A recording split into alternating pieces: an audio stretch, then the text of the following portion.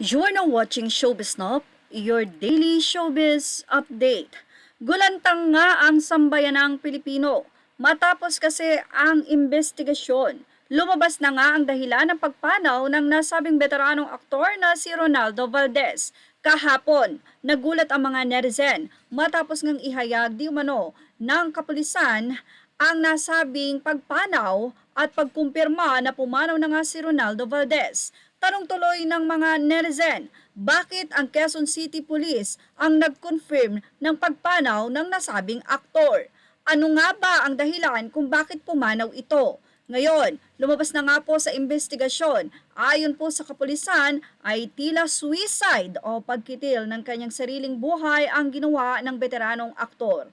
Kaya naman marami ang nanlumo, especially ang pamilya ni veteran actor Ronaldo Valdez na nagulantang sa balitang ito. Ayon sa nasabing balita, nakita na nakahandusay ang aktor sa kwarto at wala ng buhay. Ito'y may tama ng bala at sa tabi nito ay may baril. Kaya naman sa investigasyon na lumalabas ay siya mismo ang bumawi ng kanyang buhay. Marahil ay lungkot dito ang mga anak na sila Jano Gibbs, Melissa Gibbs at syempre ang pamilya sa balitang ito.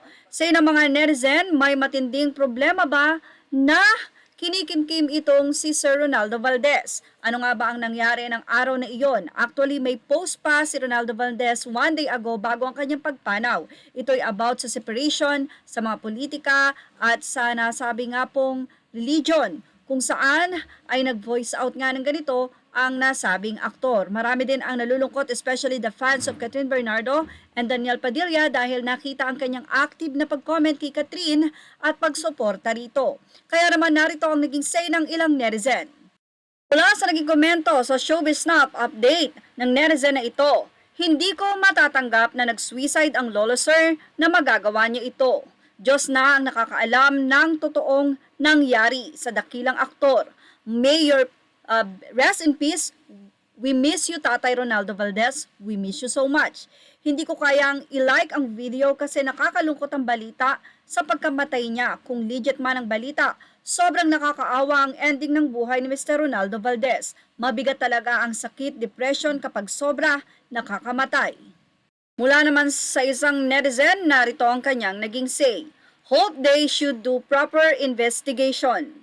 Mula sa aming Showbiz Snap at ang bumubuo ng Showbiz Snap, kami po ay taus-pusong nakikiramay, especially sa pamilya ni Mr. Ronaldo Valdez. Yan ang ating Showbiz Snap update. Thank you for watching.